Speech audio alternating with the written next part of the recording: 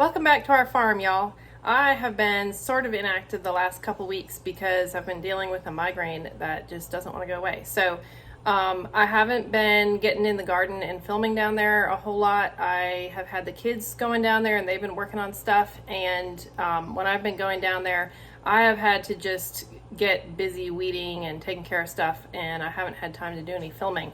But Lord willing, next week I'll be filming some stuff down in the garden. Stuff's growing and I want to show y'all some stuff. We have started harvesting some new potatoes, and we've been getting a lot of peas. Peas are almost done. And mulching stuff, getting other stuff planted. I just want to show y'all what's going on. But today, we're out of our cereal that we eat, and that is a staple in our house, and I've shared that recipe with several people in the past. A lot of people always ask for that recipe, so I thought I would just go ahead and film while I make our bulk amount of cereal up so that anyone who wants to have that recipe can have that. So if you're interested in learning how to do that, just follow along. Thanks. Homemade cereal is one of the staples that I try to keep on hand for the kids, and so I'm going to go ahead and make some up now. When I make cereal, I make a whole bunch up at once. So this is actually, I'm making up 2 bowls, which is going to be 4 9x13s, and it's a double batch in each bowl. I'm going to put the recipe in the description, and I'll put the recipe for 1 double batch, which is 1 bowl, which is 2 9x13s when you cook it. So in our family, what we do is we have homemade cereal on hand and baked oatmeal on hand, and then the kids and Jay and I either eat that or eggs from our chickens or homemade bread, and that's what we do for our family. We don't buy any pre-made breakfast foods. I don't find them to be healthy, and I don't want to spend the money on that. So over the years, I've shared this recipe quite a bit with different families have asked for our cereal recipe, and it's very simple and the kids love it. You can add other things to it if you want, like seeds or nuts or anything that your family prefers. We don't prefer that in ours, so I'm just giving you the basic recipe, and then you can switch it around to however you like it for your family. So we start with 10 cups of rolled oats, 10 in each bowl. And these are, I get my rolled oats in bulk, and I get them from Azure Standard.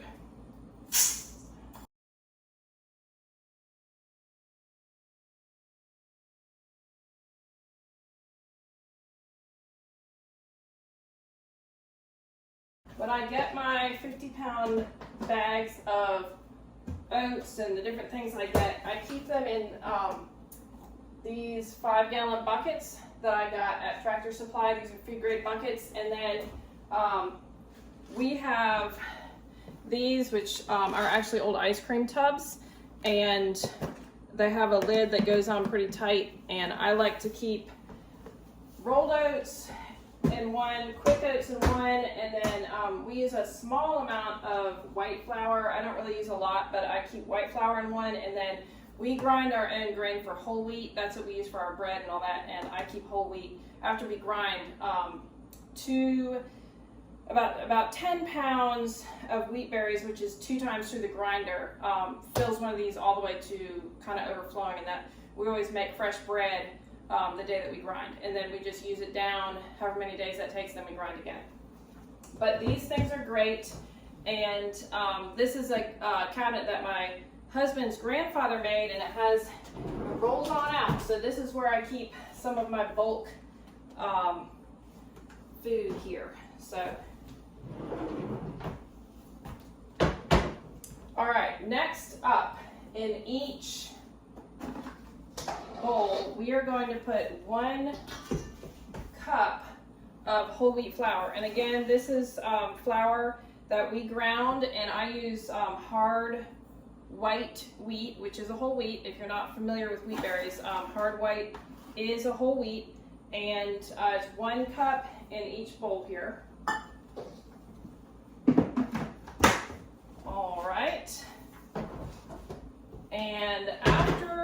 that comes the brown sugar, which we get this Billington's. This is molasses brown sugar. It hasn't had the molasses taken out of it and then added back in. This is more of a natural brown sugar. And I'm supposed to put in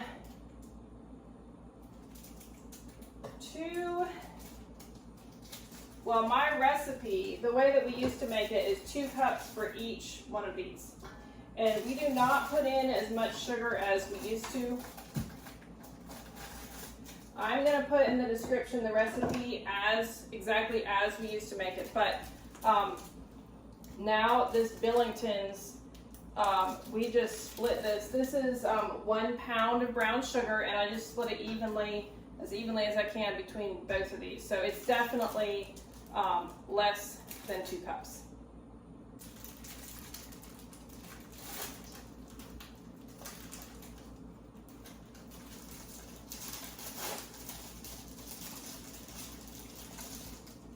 All right. And the last dry ingredient to put in is cinnamon. I get also cinnamon from Azure. This is organic cinnamon. I think it's 2 teaspoons. I'm wrong, it's 4 teaspoons.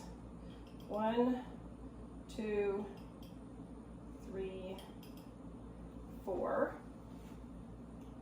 1, 2, 3, 4. Okay. Now this all has to be mixed. This is what it looks like in the bowls. And I use a wooden spoon to mix it as good as I can, but this natural brown sugar really has to be mixed by hand. So let me mix this as good as I can with the spoon, and then I'll show you what it looks like. I used to get our butter from Azure also. I like the Azure butter, but that's just not in our budget right now to do that. And hopefully it won't be long and we'll be making our own butter when the cows calve. So for now, this is the butter that I'm using. This is from Aldi. Each batch, each bowl, which really is a double batch, is going to be 2 sticks and 1/3, because it's supposed to be a cup and 1/3 of butter. So, whoops. Okay, here's my other pan. I always melt butter in my cast iron. I don't have a microwave. I don't know if that's how people normally melt stuff or not, but I've never had a microwave. I didn't grow up with one, and I do not want a microwave. So this is how I melt butter, and it helps keep my pans nice and seasoned because I melt butter in them. Let's see, 1/3 is 5 1/3 tablespoons. So 1, 2, 3, 4, 5 1/3. So a cup and 1/3, of course, is 2 sticks, and then 5 1/3 tablespoons. I really want to keep a cup. You do? I want to keep a girl one or a boy one or. Well, we'll see. We'll see about the puppies. Go play with them for now and enjoy them, okay? Well, I can't play them if they're playing all by themselves. They're playing by themselves? Okay. Well, why do you cut them with the wrapper? Oh, that's just how I cut them. Can you throw these in the trash for me, please? That's a bunch. It is a bunch. We're making a bunch here. Okay, so I'm just getting both of my pans on here. I'm going to put them on not real high. Actually, I'm going to put that on the small side. Okay, we'll let them sit there and melt while I stir up the cereal a little more by hand. Okay, now that I've got the butter melting, I'm going to work this by hand.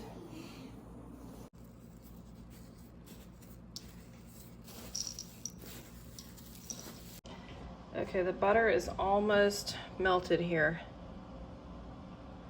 So I'm gonna get my honey ready.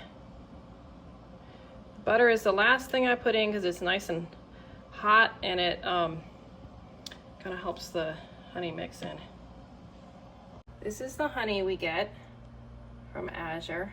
It's a 5-gallon bucket, and we take it out of that and we fill jars. We usually fill about 4 or 5 at a time so that they're easier to pour out of. And so that's what I'm going to use now. Okay, if you do less brown sugar in the recipe like we're doing now, you got to do a little bit more honey than the recipe calls for. So I'll try to put in the description the original recipe and then the changes that we've made so we use more honey and less brown sugar.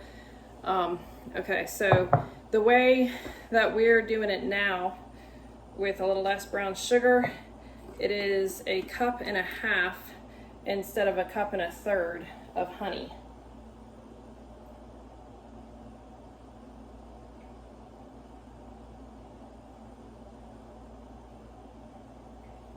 So that goes in each bowl, 1.5 cups in each bowl. Let me get a rubber scraper.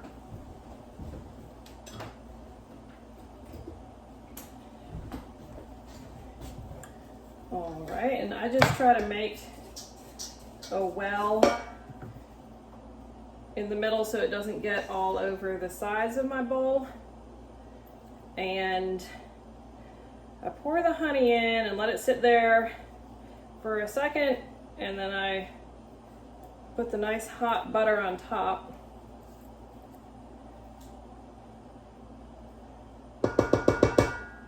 This time of year, the honey is pretty flowy, but in the winter, we have to keep the honey jars on the mantle because we heat our house with our wood stove only. We don't have any other heat, and the kitchen gets pretty cold and the honey will crystallize.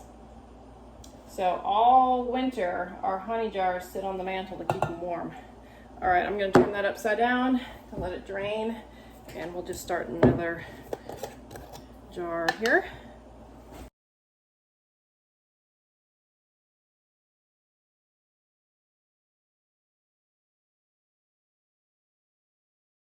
All right, here's my melted butter.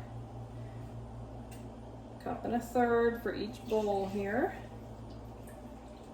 Pour that right on top of the honey. It's nice and hot. Here's my other pan. I just do everything separate. I find it much, much easier to just do 2 separate double batches. If you're really good at dividing things out, you could do it all in one, but I don't feel like I would separate it quite evenly enough, and this cereal really does need the right ratio of dry ingredients to wet ingredients for it to come out right. So now I'm just going to mix all this up and we'll get it in our pans.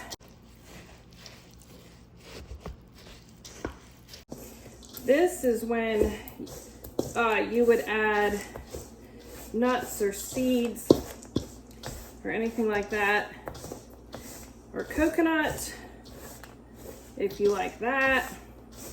I guess we're just a plain family. We don't like any of that stuff, and we grow and raise a lot of our food. All this stuff that I'm putting in here is bought, and I don't really want to buy expensive things like nuts. We have plenty of protein from the stuff that we raise on our farm, so I don't buy more stuff than I have to. We like to eat what we can provide ourselves on our own farm. So a lot of times I let the kids help me make this, and they like stirring it. I always have to tell them not, to be careful not to flick it, whoops, just like I did, not to flick it out of the bowl, because boy, that's happened and made a mess several times. But they're learning, and I let the little kids help me a lot. It's a good little chore for them to help with, and they enjoy it. But when it comes to stirring in the honey at the end, it takes Mama's strong arm to get it all the way mixed. I'm pretty sure any large family has a huge number of 9x13s, and I'm no exception, so let me grab those out. Okay, here are 4 9x13s and 1 bowl. This is what it looks like. I know the lighting isn't great because I've got the camera towards the window right now, but 1 bowl of cereal gets split between 2 pans.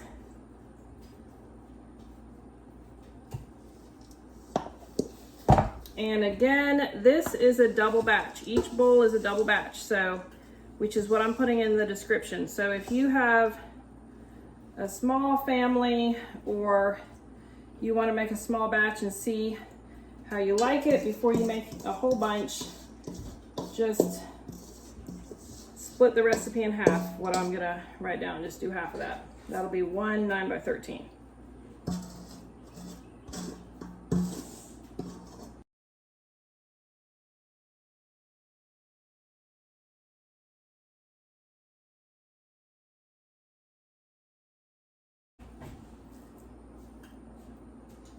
Okay, my oven is not quite preheated, but it's close. So I'm gonna wait till it's all the way hot. And then these go in. Again, it's at 350 for about 25 minutes. Now, I have a new stove, which is convection, which I love. And when I turn it on to 350, it drops back to 325. And this stove, I cook my cereal at 325, what it drops back to, for 30 minutes. You don't have to stir them at all while they're cooking. Just put them in, let them cook, and then you actually stir when they cool down, but I'll show you that. Okay, the cereal's out of the oven. I'm gonna let it cool for a few minutes before I start stirring it. Once it's cooled for a little while, we just start stirring it, and we stir it every 15 minutes or so, just every once in a while so it doesn't get hard. You can see it's sort of sticking together, which we actually like. We don't like it to be totally crumbly. But if it's not stirred at all, it just hardens in the pan and then it's super hard to get out. So the idea is to stir it until it is completely cooled down, and then we put it in gallon glass jars. Okay, the granola has cooled down all the way, and this is what it looks like up close. And you know, the pieces are pretty small, about this size. The kids really like it when it's just soft, and it's not really warm anymore, but it's still really soft from coming out of the oven. And so sometimes I let them snack on it a little bit before I put it away. That is the best that it tastes, is when it's really fresh like that. But then I put it in these glass gallon jars. They're pickle jars that I had gotten from my mom years ago. And I have 2 1-gallon jars, and then this one is 3/4 of a gallon. And these 4 pans will fit into all of this. So when you make this yourself, if you we like it kind of soft and chewy a little bit. That's how we like it. If that's how you like it, and you cooked it, and if it came out crunchy, then just cook it slightly less. So if you cooked it for, 30 minutes, try 25 minutes. This is cooking it for 30 minutes, and with my convection oven, and this is how we like it. It's just a little bit soft, but if you like it crunchy, then just cook it a little bit longer. And it's pretty filling. The kids have it with fresh goat milk in the morning, and I don't really eat this cereal anymore. I stick to eggs in the morning because I just don't really need carbs and sugar. But the kids like it, and I used to eat this with homemade yogurt with like blueberries or strawberries on top, and that is absolutely delicious. So that's another good way to have it. Or sometimes the little kids, they just want a glass of milk, and then because this cereal isn't super hard, they just like to eat it plain and then just have a glass of milk. So, you know, however your family likes it. Oh, and one other thing, once you get your dish empty and it looks like this, it's actually kind of hard to clean, but if you let it soak for like 30 minutes or so in hot water, then it just washes right up. So I always just soak them for a couple minutes, half an hour or so, once I've gotten them empty.